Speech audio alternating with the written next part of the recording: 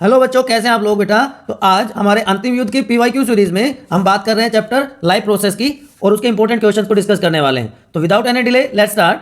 पहला क्वेश्चन है कि एक पोर्टेड प्लांट में जो डी स्टार्स लीफ थी उसको कवर कर दिया गया है ब्लैक पेपर से, व्हाइट पेपर से और ट्रांसपेरेंट स्ट्रिप से।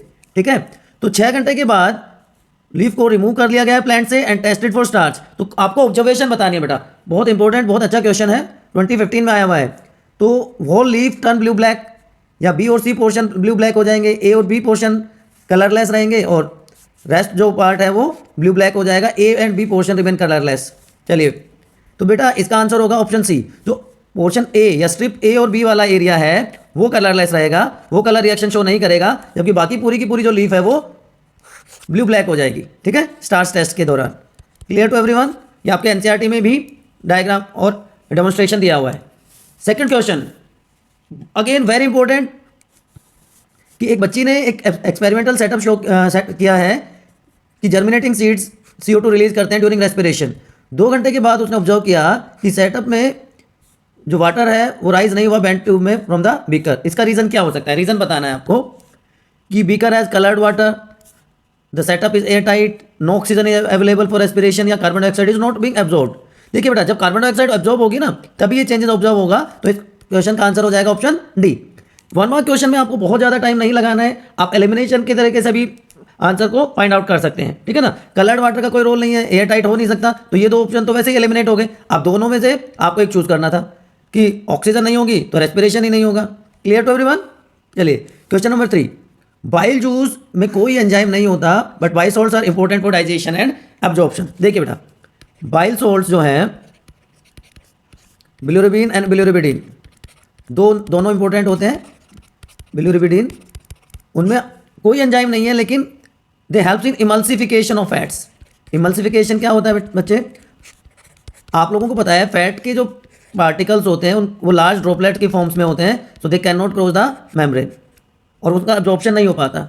तो इमल्सिफिकेशन प्रोसेस के टाइम पे ये छोटे छोटे ड्रॉपलेट में ब्रेक डाउन इनका हो जाता है, so that they can cross the membrane, और फिर लैक्टियल्स में उनका एब्जॉर्प्शन हो जाता है। याद रखना है, कार्बोहाइड्रेट और प्रोटीन्स का जो एब्जॉर्प्शन होता है बच्चों वो कहाँ पे होता है? ब्लड में होता है। लेकिन जो फैट है उसका एब्जॉर्प्शन कहाँ पे होता है? स्पेशलाइज्ड लिम्फेटिक वेसल्स होती हैं जिनको हम लैक्टियल्स कहते हैं, वहाँ पे उनका एब्जॉर्प्शन होगा। तो लिम्फेटिक वेसल्स लैक्टियल्स में इनका एब्जॉर्प्शन हो जाता है, इसलिए इंपॉर्टेंट होती है डाइजेशन और एब्जॉर्प्शन फैट्स के लिए। नेक्स्ट क्वेश्चन है, आपको रीजन बताना है। Ring of cartilages are present in the trachea and plant look green in colour, ये आप सबको पता है। चलिए एक एक करके आंसर ढूंढते हैं। Ring of cartilages, ring of cartilage क्या है बेटा? वो फ्लेक्सिबिलिटी प्रोवाइड करते हैं to respiratory tract and it prevent collapsing of respiratory tract. Otherwise क्या होगा, बहुत ज़्यादा लोड आएगा तो आपका ये वाला पोर्शन पूरा नीचे की तरफ चला जाएगा, शोल्डर पे आ जाएगा, तो स्प्रिंग की तरह काम करता है। ठीक है, तो कोलैप्सिंग नहीं होती रेस्पिरेटरी ट्रैक की, उससे ये प्रोटेक्ट करता है। ठीक है, plant look green in colour. ठीक है, आपको सबको पता है। एल्वुलर सैक और क्या कहा जाता है? एल्वुलर सैक का दूसरा नाम क्या है? एल्वुलाई का जो ग्रुप है, एंड वही बॉक्स इज लैरिंक्स। तो 4 ऑप्शन हो गए। Clear to everyone? चलिए, ये 2 नंबर का क्वेश्चन था। अब अगले क्वेश्चन की तरफ जाते हैं। 2 प्रोडक्ट बताने हैं आपको जो प्लांट में ओल्ड जाइलम में स्टोर हो जाते हैं। गम्स और रेजिन, सबसे आसान आंसर है ये, गम्स और रेजिन के फॉर्म में वो स्टोर होते हैं। क्लियर कट आंसर है। वो कौन सी प्रोसेस है जिसके थ्रू प्लांट एक्सेस वाटर को रिमूव कर देते हैं, और कौन सी पोर्स के थ्रू ये प्रोसेस होती है? ट्रांसपिरेशन। ट्रांसपिरेशन क्या होता है? The loss of water from aerial part of the plant, है ना, एरियल पार्ट या जो अपर पार्ट है प्लांट्स के, उसके वहां से वाटर का जो लॉस होता है वाटर वेपर्स की फॉर्म में, उस प्रोसेस को कहते हैं transpiration. And transpiration occurs through stomatal pores, जो कि स्टोमेटा में पोर्स प्रेजेंट होती हैं, उनके थ्रू ये ट्रांसपिरेशन प्रोसेस रेगुलेट होती है, जो वाटर लॉस को कंट्रोल करने का भी काम करती है। क्लियर बच्चों? चलिए नेक्स्ट क्वेश्चन की तरफ चलते हैं। How the separation of oxygenated and deoxygenated blood is useful in human beings. देखिए सबसे पहले, चलिए दोनों पार्ट पहले हम पढ़ लेते हैं। What is double circulation of, why blood circulation, double circulation is necessary. देखिए सबसे पहले प्योर और इम्प्योर ब्लड, क्यों इसका जो सेपरेशन है वो जरूरी है? ठीक है ना, इट इंक्रीजेज एफिशिएंसी, क्योंकि जो मल्टी सेलुलर ऑर्गेनिजम्स हैं ह्यूमन बीइंग्स, उनमें एनर्जी रिक्वायरमेंट हाई होती है। हाई एनर्जी रिक्वायरमेंट की वजह से कंटिन्यूसली ऑक्सीजन प्योर फॉर्म में उसकी जरूरत पड़ती है, ऑक्सीडेशन प्रोसेस कंटिन्यूसली होती रहती है, इसलिए there is need to separate pure and impure, oxygenated और डीऑक्सीजनेटेड ब्लड, ठीक है। और डबल सर्कुलेशन वही बात है, हायर ऑर्गेनिजम्स में ये एसेंशियल प्रोसेस हो जाती है। तो इसके लिए ह्यूमन हार्ट 4 चैम्बर्ड होता है। Left side always contain oxygenated या pure blood and right side में हमेशा इम्प्योर या डीऑक्सीजनेटेड ब्लड होता है, ठीक है बच्चों। तो इन चैम्बर्स की वजह से there is no mixing of pure and impure blood, और वो एफिशिएंसी इंक्रीज करने के लिए बहुत बहुत जरूरी होता है due to higher energy requirement of multi cellular organisms including human beings. याद रहेगा आपको। तो जो 2 चैम्बर हैं राइट साइड के, वो क्या कहलाएंगे? Right auricle, right ventricle, left side में left auricle and left ventricle. Left side में बाइकास्पिड वाल्व होगा, राइट साइड में ट्राइकास्पिड वाल्व प्रेजेंट होता है। तो bi and tricuspid valve these are present and closing of this bi and tricuspid valve produces first heart sound, जिसको हम lub sound कहते हैं। Clear to everyone? यहां तक कोई कंफ्यूजन है आपको? अब पल्मोनरी वेन है जो बच्चों, वो pure blood oxygenated blood carry करती है, और ये आता है कहाँ पे? लेफ्ट ओरिकल में। लेफ्ट ओरिकल से ये पहुंच जाएगा लेफ्ट वेंट्रिकल में, और वहां से ओर्टा के through it reaches to various body parts. Body parts में जाकर सेल्स या टिश्यू में जाके यहाँ पे CO2 मिक्स हो जाएगी और ऑक्सीजन कंज्यूम हो जाती है फॉर वेरियस मेटाबॉलिक एक्टिविटीज। जैसे ही यहाँ पे CO2 मिक्स हो गई, ये हो गया impure blood, deoxygenated blood. This deoxygenated blood is collected by superior and inferior vena cava from upper and lower body part. Superior vena cava upper body part से collect कर लेगा, inferior vena cava lower body part से collect कर लेगा, और ये पहुंच जाएगा कहाँ से? कहाँ पे? राइट ओरिकल में। राइट ओरिकल से राइट वेंट्रिकल में, और वहां से पल्मोनरी आर्टरी इसको लेके जाएगी टू लंग्स फॉर प्योरिफिकेशन। तो ये पूरा जो फ्लो है that is known as double circulation. Clear to everyone? तो ये बहुत जरूरी है एफिशिएंसी इंक्रीज करने के लिए और मिक्सिंग से बचाने के लिए। चलिए नेक्स्ट क्वेश्चन की तरफ चलते हैं। Student covered a leaf from the discharge, वही क्वेश्चन आ गया। ब्लैक पेपर से इसको कवर कर दिया, गार्डन आउट में रख दिया, फ्रेश एयर में, इवनिंग में कवर पोर्शन को स्टार्च के लिए टेस्ट किया। तो वो क्या करने की कोशिश कर रहा है, क्या दिखाने की कोशिश कर रहा है? ये सीधा सा एक्सपेरिमेंट है बेटा, to show that light is essential for photosynthesis process. बिना सोचे, मतलब बिना सोचे नहीं, ज़्यादा दिमाग लगाए बिना, ज़्यादा टाइम वेस्ट किए बिना आप सीधा सा इसका आंसर ऑप्शन डी कर सकते हैं। Clear to everyone? चलिए नेक्स्ट क्वेश्चन है, in an experiment to show that CO2 is release during respiration, जो स्मॉल टेस्ट ट्यूब KOH रखी जाती है, आपने अपने NCERT बुक में ये एक्टिविटी देखी होगी, है ना। कोनिकल फ्लास्क में एक छोटी सी टेस्ट ट्यूब में KOH डाल दिया जाता है। KOH क्यों? क्योंकि ये KOH क्या करता है? एब्जॉर्ब करता है एयर ऑफ द फ्लास्क, नहीं मॉइस्चर भी नहीं, ऑक्सीजन भी नहीं। यस, रेस्पिरेशन के टाइम पर जो सीड्स हैं, जो जर्मिनेटिंग सीड्स हैं, वो क्या करेंगे? CO2 रिलीज करेंगे, और KOH है वो इस CO2 को एब्जॉर्ब कर लेता है बच्चों, ठीक है। तो KOH का काम यही होता है कि उस CO2 को एब्जॉर्ब करना। तो ऑप्शन डी इसमें भी राइट आंसर होगा। Maintain 2 components of blood. उसके बाद चलिए 2 कंपोनेंट्स क्या हो गए? 2 कंपोनेंट्स हो गए RBCs, WBCs, प्लेटलेट्स। ये कंपोनेंट होते हैं ब्लड के, जिनको हम क्या कहते हैं? ब्लड कॉर्पस्कल्स कहते हैं। और दूसरा कंपोनेंट क्या होता है? प्लाज्मा होता है। तो ये कंपोनेंट हो गए ब्लड के। मूवमेंट बताना है ऑक्सीजनेटेड ब्लड का बॉडी में, मैंने अभी आपको बताया था। जो आर्टरीज हैं दे कैरी प्योर या oxygenated blood to various body part. सिर्फ पल्मोनरी आर्टरी जो है बच्चों, वो एक्सेप्शन है, जो डीऑक्सीजनेटेड ब्लड कैरी करती है from right ventricle to the what you say lungs for purification. Clear? Third part, function of valves present between auricle and ventricle. वो क्या करते हैं? They prevent back flow of the blood, they prevent backflow of the blood and difference between arteries and vein। arteries में walls नहीं होते, veins में walls present होते हैं। ये स्ट्रक्चरल डिफरेंस होता है बच्चों आर्टरीज में और वेन्स में। समझ आया? चारों पार्ट आपको क्लियर हो गए? कोई डाउट है? Most welcome, you can ask in comment section. 2018 का क्वेश्चन है बच्चों। नेक्स्ट क्वेश्चन की तरफ चलते हैं। 9 क्वेश्चन अभी तक हमने डिस्कस किए हैं। 9 ओके, ये आंसर ये RBC, WBC और प्लेटलेट्स में से आप कोई दे सकते थे। प्लाज्मा भी आप इसमें इंक्लूड कर सकते हैं। ऑक्सीजनेटेड ब्लड लेफ्ट ओरिकल से जाएगा लेफ्ट वेंट्रिकल में और फिर बॉडी पार्ट्स में। वॉल्स बैकफ्लो मैं ऑलरेडी आपको बता चुका हूँ। आर्टरीज थिक वॉल्ड होती हैं, प्योर ब्लड कैरी करती हैं, ये भी आप इंक्लूड कर सकते हैं। उसके अलावा आर्टरीज में वॉल्स नहीं होते और वेंस में वॉल्स होते हैं। तो बहुत सारे डिफरेंसेस है, कोई भी एक डिफरेंस आपको लिखना था आप मेंशन कर सकते हैं। 10th question, define excretion, removal of metabolic waste from the body of organism. उस प्रोसेस को हम क्या कह देते हैं बेटा? एक्सक्रीशन कह देते हैं। पहला क्लियर हो गया। Basic filtration unit in the kidney, structural and functional unit of kidney are known as, अगर किसी बच्चे को पता है तो वो लिख सकता है, अदरवाइज मैं लिख रहा हूं नेफ्रॉन। न्यूरॉन और नेफ्रॉन में कंफ्यूज नहीं होना है, बहुत सारे बच्चे कंफ्यूज होते हैं। न्यूरॉन स्ट्रक्चरल और फंक्शनल यूनिट है बच्चों नर्वस सिस्टम की, नेफ्रॉन स्ट्रक्चरल और फंक्शनल यूनिट है एक्सक्रीटरी सिस्टम की। Okay, draw excretory system in human being, label the following organ of excretory system which form the urine, long tube which collect urine from the kidney, store urine until it is passed out. चलिए ये diagram. तो excretion क्या हो गया? Removal of toxic substances. Nephron structural functional unit होगी। तो पहला part जो था यूरिन फॉर्मेशन में कौन हेल्प करता है? किडनीज करती हैं। ट्यूब, जिनको यूरिनरी ट्यूब्स भी कहते हैं, यूरेटर भी कहते हैं, वो इस यूरिन को कैरी करती हैं फ्रॉम किडनी। और यूरिनरी ब्लैडर टेम्परेली स्टोर करता है यूरिन को। क्लियर? तो तीनों पार्ट, तीनों क्लियर, ठीक। और इसी यहीं किडनी में ही क्या होते हैं? नेफ्रॉन्स होते हैं, जिसकी हम बात कर रहे थे, जो कि स्ट्रक्चरल और फंक्शनल यूनिट होती है। बहुत इंपॉर्टेंट टॉपिक है इस बार, नेफ्रॉन का स्ट्रक्चर, वेरी वेरी इंपॉर्टेंट, आपको आना चाहिए, ठीक है। आगे हम डिस्कस करेंगे इसको। चलिए, 2 different ways in which glucose is oxidise to provide energy. ये भी बहुत इंपॉर्टेंट क्वेश्चन है बेटा, आपके एनसीईआरटी बुक में दिया हुआ है। क्या दिया हुआ है? ग्लूकोज चेंज हो जाता है पायरुवेट में या पायरुविक एसिड में, और उसके बाद डिपेंड करता है कौन सा पाथ वो फॉलो कर रहा है। अगर एरोबिक कंडीशन है, ऑक्सीजन अवेलेबल है, तो CO2 plus H2O plus 38 ATP molecules बन जाएंगे एरोबिक रेस्पिरेशन के through.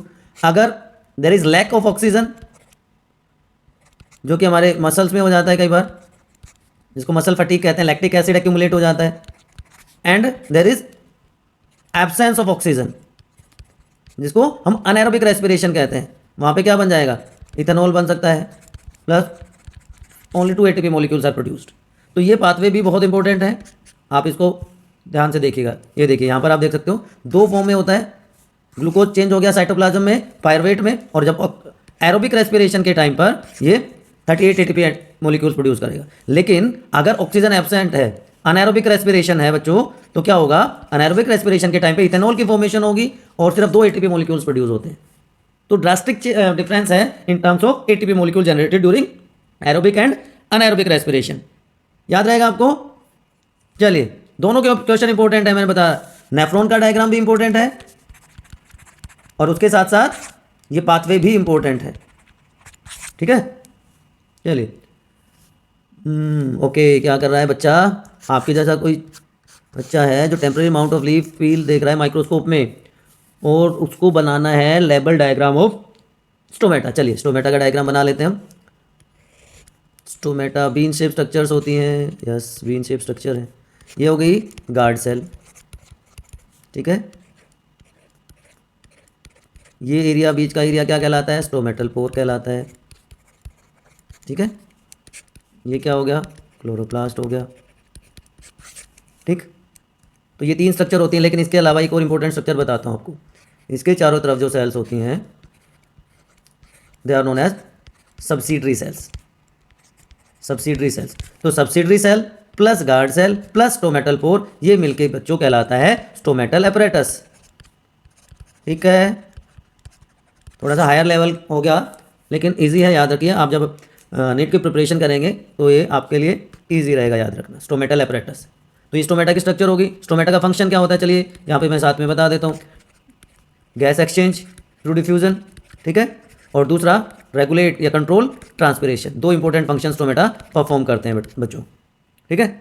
Okay, next question number 13, what is transpiration? Already मैं बता चुका हूँ, 2 फंक्शन बताने हैं। Loss of water in the form of vapours from aerial upper parts of the plant is known as transpiration, ठीक है। चलिए, तो from aerial part of the plant transpiration, 2 important function. जो अपवर्ड मूवमेंट है water का, minerals का root से, और upper most part of the plant, वो इसी के थ्रू होता है, एंड कूलिंग इफेक्ट देता है। Transpiration provides cooling effect. Even आपने भी फील किया होगा समर्स में जब हमें एक्सेसिव स्वेटिंग होती है तो उसके बाद हमें ठंडा फील होता है। सिमिलरली प्लांट्स में भी होता है, ट्रांसपिरेशन के बाद कूलिंग इफेक्ट होता है, और प्लांट में कूलिंग इफेक्ट की वजह से जो डिजोल्व मिनरल्स हैं उनका मूवमेंट होता है from roots to the leaves, from lower to upper part of the plant. Translocation, वहां पे ट्रांसपिरेशन के थ्रू क्या हुआ, जाइलम के थ्रू वाटर का ट्रांसपोर्ट हो गया, xylem help in water transport. लेकिन यहाँ पे ट्रांसलोकेशन, जब ट्रांसपोर्ट होता है किसका, वाटर के बाद क्या बच गया, transport of food, that is known as translocation, और ये होता है फ्लोएम की हेल्प से। It helps in distribution of food to different parts of the plant. Plant parts में डिस्ट्रीब्यूशन होता है, तो प्लांट में कहाँ से कहाँ पहुंचेंगे, लीव में सिंथेसिस होगा फूड का, और सारे पार्ट में, चाहे वो स्टेम की बात हो, चाहे वो रूट की बात हो, लीव भी उसको यूटिलाइज करेगी। तो इसलिए इसको एक्टिव प्रोसेस कहा जाता है। ये बाई डायरेक्शनल होता है, एक्टिव इसलिए क्योंकि एनर्जी की जरूरत पड़ती है, लेकिन जाइलम के थ्रू जो ट्रांसपोर्ट होता है वो पैसिव प्रोसेस है और हमेशा यूनिडायरेक्शनल होगा। ये अलग से भी क्वेश्चन आ सकता है एक्टिव और पैसिव ट्रांसपोर्ट का, या जाइलम और फ्लोएम के डिफरेंसेस का। तो आप ये लिख सकते हो कि वाटर का ट्रांसपोर्ट जाइलम, फूड का phloem, passive in xylem, active in phloem, unidirectional in xylem, by directional in phloem. और बढ़ाना चाहो तो जाइलम के पार्ट लिख सकते हो, क्या, tracheids, vessels, xylem fibre and xylem parenchyma. इसी तरह फ्लोएम में क्या हो जाएगा, sieve tubes, companion cell, phloem fibre and phloem parenchyma. तो 3 क्वेश्चन मैंने एक क्वेश्चन के साथ आपको करवा दिए। Next question, the transport of food from leaves to other part of plant, sorry ये आंसर मेंशन किया हुआ है मैंने, मैं खुद ही भूल गया। चलिए, list 2 type of transport system in human beings and right function of any one of these. हम दोनों के ही बता देंगे, ठीक है। आपको कौन से ट्रांसपोर्ट सिस्टम होते हैं, एक होता है ब्लड वेस्कुलर सिस्टम और दूसरा होता है बच्चों लिम्फेटिक सिस्टम, ठीक। ब्लड वेस्कुलर सिस्टम में ब्लड आता है, ब्लड वेसल्स आएंगी और हार्ट आ जाता है। लिम्फेटिक सिस्टम में फिर वही लिम्फेटिक वेसल्स, जिसमें कैपिलरीज, लिम्फेटिक डक्ट्स, ये सारे आ जाते हैं। तो फंक्शन आपको पता है, ब्लड वेस्कुलर सिस्टम क्या करता है, ऑक्सीजन ट्रांसपोर्ट, आरबीसीज, ठीक है, डब्ल्यूबीसीज इम्यूनिटी प्रोवाइड करेंगी, प्लेटलेट्स ब्लड क्लॉटिंग में हेल्प करेंगी, प्लाज्मा में, ब्लड के प्लाज्मा में क्या होता है, प्लाज्मा प्रोटीन्स होते हैं, फाइब्रिनोजन जैसे सब्सटेंसेस होते हैं, इम्यूनोग्लोबुलिन्स होते हैं, और लिम्फेटिक सिस्टम भी इम्यूनिटी प्रोवाइड करता है। तो जो आपको अच्छा लगे उसका फंक्शन आप लिख दीजिए, हमने दोनों बता दिया आपको। देखिए, lymphatic system, blood circulatory system, 2 type के ट्रांसपोर्ट सिस्टम में है। ब्लड सर्कुलेटरी सिस्टम क्या करेगा, ये लीजिए, न्यूट्रिएंट्स, CO2 का removal, digested food, hormones from endocrine gland to different parts of the body. मैंने कहा ना, जो आपको अच्छा लगे वो आंसर आप लिखिए, इतने सारे पॉइंट्स आपको बता दिए हैं, ठीक। लिम्फेटिक सिस्टम का भी बता दिया मैंने साथ में आपको। Right 3 type of blood vessel and 1 important feature. चलिए, अगर हम ब्लड वेस्कुलर सिस्टम की बात करते हैं तो उसमें ब्लड वेसल्स बहुत इंपॉर्टेंट रोल प्ले करती हैं, ठीक। तो 3 तरह की ब्लड वेसल्स होती हैं, आर्टरीज होती हैं, वेन्स होती हैं और कैपिलरीज होती हैं, ठीक। आर्टरीज क्या करती हैं, they carry pure blood, oxygenated blood, accept pulmonary artery, वो इम्प्योर ब्लड कैरी करती है। वेन्स में उल्टा हो जाएगा, वेन्स क्या करती हैं, veins carries impure blood, deoxygenated blood, accept pulmonary vein. Pulmonary vein pure blood carry करती है लंग से लेफ्ट ऑरिकल में। और कैपिलरीज, देखिए, आर्टरीज की फाइन ब्रांचिंग आर्ट्रियोल हो जाएगी, वेन्स की फाइन ब्रांचिंग क्या हो जाएगी, वेन्यूल। और उन दोनों के बीच का जो एरिया है वो क्या कहलाएगा, कैपिलरीज कहलाएंगी। आर्ट्रियोल, वेन्यूल्स दोनों पास पास आ जाते हैं, वो एरिया जो बिल्कुल क्लोज लेके आता है फाइन ब्रांचिंग को, that is known as capillary network, ठीक। फंक्शन भी पता चल गया आपको। What is transpiration already discuss कर चुके हैं, 2 फंक्शन में आपको ऑलरेडी बता चुका हूं, तो दोबारा से हम इसको डिस्कस नहीं करेंगे। 2019 के दोनों क्वेश्चन थे इसलिए मैंने साथ में लिए। डिफाइन द टर्म ट्रांसपिरेशन, ठीक है। एक्सपेरिमेंट को मैं बता देता हूँ, ये इस तरह का एक्सपेरिमेंट सेटअप कर सकते हो आप इसको दिखाने के लिए, ठीक है। एक पोटेड प्लांट चाहिए आपको, एक पॉलीथीन बैग चाहिए और एक टेप चाहिए। टेप की हेल्प से आपने उस पॉलीथीन बैग को प्लांट के ऊपर इस तरह से कवर कर दिया, और जब सनरेज पड़ेंगे दिन के टाइम पर तो अंदर की तरफ आपको इस तरह से वाटर ड्रॉपलेट्स दिखाई देती है, विच शोज ट्रांसपिरेशन वहाँ पे हो रहा है ना। ट्रांसपिरेशन वही तो है, वाटर वेपर्स जिसको हम वाटर ड्रॉपलेट्स कह देंगे जब वो इवापोरेट नहीं हो पाएंगे तो वहीं पे छोटे छोटे ड्रॉप्स के फॉर्म में हमें दिख जाती हैं। तो ये एक्सपेरिमेंटल सेटअप आप शो कर सकते हो। चलिए आगे बच्चों, 18 क्वेश्चन हो गए हैं। 18 क्वेश्चन है आज। 20 के साथ साथ कुछ क्वेश्चन रिपीट हो गए तो टोटल 25 क्वेश्चन है हमारे आज, ठीक है ना। चलिए okay okay okay okay okay okay. जो बच्चे बोर हो रहे हैं फटाफट इस क्वेश्चन पे ध्यान दीजिए। चैन से सोना है तो जाग जाओ। ऑक्सीजन और कार्बन डाइऑक्साइड का ट्रांसपोर्ट कैसे होता है बताइए। ऑक्सीजन का ट्रांसपोर्ट कैसे होगा? डिसॉल्व फॉर्म में होता है। ऑक्सीजन हीमोग्लोबिन के साथ मिलके ऑक्सीमोग्लोबिन बना देती है और फिर ब्लड में वो सर्कुलेट हो जाती है। और इस काम को कौन करता है? ऑक्सीजन को प्योर ब्लड को ले जाने का काम कौन करता है? आर्टरीज करती है। ठीक। CO2 का ट्रांसपोर्ट कैसे होगा? वेन्स इसको लेके जाएंगी, ठीक है। CO2 भी हीमोग्लोबिन के साथ कंबाइन होकर कार्बोक्सी हीमोग्लोबिन बना देती है। बट मेनली का जो कार्बन डाइऑक्साइड है उसका ट्रांसपोर्ट होता है बाइकार्बोनेट के फॉर्म में। अभी आपको इतना डिटेल में जाने की जरूरत नहीं है। आप ये याद रख लीजिए कि ऑक्सीजन का ट्रांसपोर्ट होगा आर्टरीज के हेल्प से और हीमोग्लोबिन के साथ वो मिलके वो पूरी बॉडी में सर्कुलेट हो जाती हैं। जबकि जो इम्प्योर ब्लड है, डिऑक्सीजनेटेड ब्लड है, वो वेन की हेल्प से डिस्ट्रीब्यूट हो जाएगा और प्लाज्मा जो ब्लड का है उसके हेल्प से उसका सर्कुलेशन हो जाएगा। Next next next next next. ओह, मैं यही सोच रहा था कि किसी बच्चे ने ये पूछा नहीं अभी तक कि सर न्यूट्रिशन से कोई क्वेश्चन ही नहीं आया अभी तक। प्लांट के ज़्यादा क्वेश्चन आ रहे थे, सर्कुलेटरी सिस्टम के ज़्यादा क्वेश्चन आ रहे थे, एक्सक्रीटरी सिस्टम का क्वेश्चन भी आ गया था, रेस्पिरेशन का भी क्वेश्चन कम आया अभी तक। तो लीजिए हाजिर आपके लिए 2020 वर्ल्ड कप चल रहा है। अंडर-19 इंडिया फाइनल में है ऑस्ट्रेलिया के अगेंस्ट, नॉट इंग्लैंड, ऑस्ट्रेलिया के अगेंस्ट। बताइए कितने बच्चे इंडिया का चांस मानते हैं? फॉलो कर रहे हो कि नहीं है? बीच बीच में देख लिया करो, स्कोर बोर्ड पे नज़र डाल सकते हो, ठीक है। Trypsin trypsin trypsin trypsin trip trip trypsin trypsin ये प्रोटीन डाइजेस्टिव एंजाइम है बच्चों, तो प्रोटीन के डाइजेशन में हेल्प करेगा। लाइपेज, लाइपेज फैट के डाइजेशन में हेल्प करता है, ठीक है। Finger like structures small intestine में उनको कहते हैं विलाई। विलाई क्या करते हैं? सरफेस एरिया बढ़ा देते हैं for absorption of food substances. अब ये तो हो गया अगर 3 नंबर में क्वेश्चन आता है। अगर डिटेल 5 मार्क्स में क्वेश्चन आ जाता है जैसा कि आया था तो आप ये आंसर लिखेंगे। देखिए ट्रिप्सिन वो एंजाइम है जो प्रोटीन के डाइजेशन में हेल्प करता है। यहाँ पे ट्रिप्सिन स्मॉल इंटेस्टाइन में ब्रेक डाउन हो जाएगा, ठीक है, प्रोटीन को ब्रेक डाउन कर देगा और उसके बाद ये स्टमक में प्रोसेस कंटिन्यू रहता है। प्रोटियोलाइटिक एंजाइम, प्रोटियोलाइटिक का मतलब क्या होता है? जो प्रोटीन को डाइजेस्ट करने वाले, प्रोटीन को ब्रेक डाउन करने वाले होते हैं। तो प्रोटीन के डाइजेशन के लिए ये पैनक्रियाज से आता है हमारे पास। पैनक्रियाज में ये ट्रिप्सिनोजन की फॉर्म में, इनएक्टिव फॉर्म में प्रेजेंट होता है और स्मॉल इंटेस्टाइन में जैसे ही आता है ये कन्वर्ट हो जाता है एक्टिव फॉर्म ट्रिप्सिन में। उसके अलावा ये कैस्केड मैकेनिज्म के थ्रू काम करता है। कैस्केड मैकेनिज्म का मतलब होता है एक दूसरे पे डिपेंडेंट जो होते हैं उसको कैस्केड मैकेनिज्म कहते हैं। ब्लड क्लोटिंग के लिए 13 फैक्टर्स इन्वॉल्व होते हैं बच्चों, है ना। तो ये एक्टिव ट्रिप्सिन क्या करेगा? 2 और प्रोटीन डाइजेस्टिव एंजाइम के साथ काम करेगा, पेप्सिन और कीमोट्रिप्सिनोजन के साथ, और फाइनली क्या बन जाएगा? पेप्टाइड और अमीनो एसिड्स। तो अमीनो एसिड बहुत इंपॉर्टेंट होते हैं मसल्स की ग्रोथ के लिए, हार्मोन्स की प्रोडक्शन के लिए, तो और बॉडी के जो दूसरे फंक्शन है उसको करते हैं। अब दूसरा पार्ट लाइपेज पे आ जाते हैं। ये क्या करता है? लाइपेज फैट मैंने बताया था इमल्सिफिकेशन के थ्रू एंटर कर सकते हैं, उनका एब्जॉर्प्शन हो सकता है। और जो फैट है अल्टीमेटली किस में ब्रेक डाउन हो जाता है? उनका फैटी एसिड और ग्लिसरॉल में ब्रेक डाउन हो जाता है उनका, ठीक है।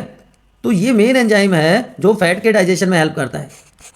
गैस्ट्रिक लाइपेज भी होता है लेकिन वहाँ पे HCl के इफेक्ट की वजह से वो अपना असर नहीं दिखा पाता। तो पैनक्रियाज जो है वो पैनक्रेटिक लाइपेज प्रोड्यूस करता है, ठीक है ना, जो कि फिर से वापस से आके स्मॉल इंटेस्टाइन में काम करेगा। पैनक्रेटिक लाइपेज फैट ग्लोब्यूल्स पे काम करेगा, उसको फैटी एसिड और ग्लिसरॉल में कन्वर्ट कर देगा और ये फैटी एसिड और ग्लिसरॉल ब्लड में मूव करेंगे, लिम्फ वेसल के थ्रू पूरी बॉडी में सर्कुलेट हो जाएंगे। अब जो इनर लाइनिंग थी उसका काम क्या था? ये क्या करते हैं? सरफेस एरिया इंक्रीज कर देते हैं for absorption of digested food, ठीक है। चलिए नेक्स्ट क्वेश्चन की तरफ चलते हैं। Correct sequence of steps follow during journey of oxygen rich blood into lungs to various part of the body. और ब्लड वेसल्स लीक हो जाएंगे तो क्या होगा? देखिए ऑक्सीजनेटेड ब्लड कैसे कैसे एंटर करता है मैं ऑलरेडी आपको बता चुका हूँ। चलिए मैं यहीं पे एक बार आपको बता देता हूँ। Pulmonary when I, pulmonary when pure blood लेके आती है जिसको हम ऑक्सीजनेटेड ब्लड भी कहते हैं। लेफ्ट ओरिकल, लेफ्ट ओरिकल से लेफ्ट वेंट्रिकल, ओर्टा, ओर्टा लेके जाएगा उसको बॉडी पार्ट्स में, ठीक है। बॉडी पार्ट में CO2 मिक्स हो गई तो ये हो गया impure blood. Impure blood is collected by superior and inferior vena cava, ये जाएगा राइट ओरिकल से राइट वेंट्रिकल में, और यहाँ से पल्मोनरी आर्टरीज को लेके जाएगी लंग्स में फॉर प्योरिफिकेशन। तो ये पाथवे होता है। अब अगर ये लीकेज हो जाएगा इसमें, ये सारे step left Oracle, left ventricle, right Oracle, superior inferior vena cava का रोल हो गया, एंड राइट वेंट्रिकल से ये फिर से पल्मोनरी आर्टरीज को लेके जाएगी। ठीक है, अब लीकेज की प्रॉब्लम्स में क्या होगा, वो प्रेशर नहीं बन पाएगा ना उतना। आपके पास एक घरों में होता है ना, पाइप होता है, अगर उसमें लीकेज आ जाए तो उतना प्रेशर से पानी नहीं जा पाता। सेम हमारी बॉडी में होता है। तो जो पंपिंग सिस्टम है उसकी एफिशिएंसी, उसकी एक्टिविटी, उसकी कैपेसिटी कम हो जाएगी, ब्लड उस फ्लो से सर्कुलेट नहीं हो पाएगा। ठीक है ना। तो हमारी बॉडी में जो प्लेटलेट सेल्स हैं वो ये काम करने में हेल्प कर देती हैं, उसका गैप को भर देती हैं at the point of injury. ठीक है, चलिए, difference in rate of breathing between aquatic and terrestrial organism. देखो बेटा, सीधी सी बात है, जो टेरेस्ट्रियल ऑर्गेनिज्म है ना, जो लैंड वाले ऑर्गेनिज्म हैं, उनको तो हम कह सकते हैं कि 100% ऑक्सीजन अवेलेबल है, बट जो अमाउंट है ऑक्सीजन का इन वाटर वो कम हो जाता है, डिजोल्व ऑक्सीजन कम होती है, इसीलिए ब्रीदिंग रेट दोनों में अलग अलग हो जाता है। और आपने एक चीज़ और भी देखी होगी, जो फिशेज हैं वो बार बार वाटर के सरफेस पे आती हैं, है ना, यही रीज़न है। अब एक डायग्राम के हेल्प से आपको सारे पार्ट्स बताने, ये आपके लिए डायग्राम हो गया। देखिए, ये नोस्ट्रिल्स या नेर्स जिसको कहते हैं, फिर फेरेंक्स आ गया, ट्रैकिया, लंग्स, एल्वुलर सैक और डायाफ्राम। जो जो पूछा गया था ये सारे के सारे पार्ट्स हमने यहाँ पर लेबल कर दिए हैं, तो बहुत ज़्यादा कुछ आपको करने की जरूरत नहीं थी। Name the organ that form the excretory system in human beings. Excretory system कहाँ से शुरू होगा, किडनीज, पेयर्ड स्ट्रक्चर्स, दो हो गई। ठीक है, उसके बाद यूरिनरी ट्यूब्स, यूरिनरी ट्यूब जिनको यूरेटर भी कहते हैं, दो होते हैं। यूरिनरी ब्लैडर, ये सिंगल होता है। ठीक, ये पार्ट्स होते हैं। How urine is produced, urine formation बेटा कैसे होती है, यूरिन फॉर्मेशन की प्रोसेस थोड़ी सी कॉम्प्लिकेटेड होती है, 3 स्टेप में होती है। सबसे पहले होता है अल्ट्रा फिल्ट्रेशन। जो ग्लोमेरुलस है ना, ग्लोमेरुलस में जो एफरेंट आर्टरी है वो इम्प्योर ब्लड लेके आती है, और जो फिल्ट्रेट है वो बोमेंस कैप्सूल से होता हुआ नीचे की तरफ चला जाता है, और इफेरेंट आर्टरी प्योर ब्लड को कैरी कर जाती है। तो यहाँ पे फिल्ट्रेशन हो गया, फाइन फिल्ट्रेशन हो गया, इसलिए इसको अल्ट्रा फिल्ट्रेशन कहते हैं। यहाँ पे मैं बताता हूँ आपको, देखिए कैसे होता है। ये देखिए, ये एफेरेंट आर्टरी आई, यहाँ पे ग्लोमेरुलस की कैपिलरी का नेटवर्क बना, ये इफेरेंट आर्टरीज को लेके जाती है, और आपने डायग्राम में देखा है इस तरह से मूव करता है। ठीक है, थ्रू आउट द बॉडी। तो ये इफेरेंट आर्टरीज को प्योर ब्लड को लेके जाती है। अब यहाँ पे ग्लोमेरुलस है, इसके एरिया में ये फिल्ट्रेशन हुआ, तो पहला स्टेप क्या कहलाता है, अल्ट्रा फिल्ट्रेशन।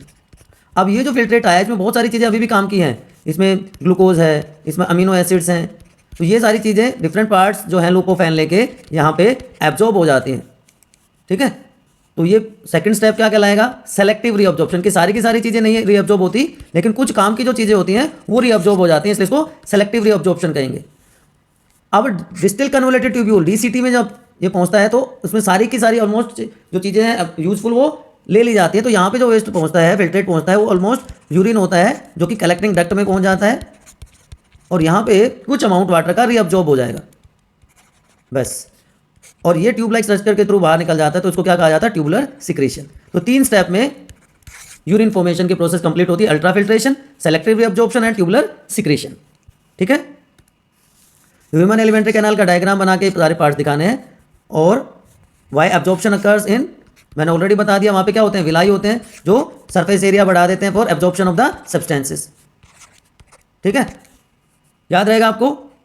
ये देखिए डायग्राम में आप देख सकते हैं सारी की सारी चीज़ें, लीवर है, गॉल ब्लैडर है, पैनक्रियाज है, स्मॉल एंड लार्ज इंटेस्टाइन है। यहाँ पे आपको अगर आप और लेबल करना चाहें तो यहाँ पे आपको स्टमक भी दिखाई दे रहा है।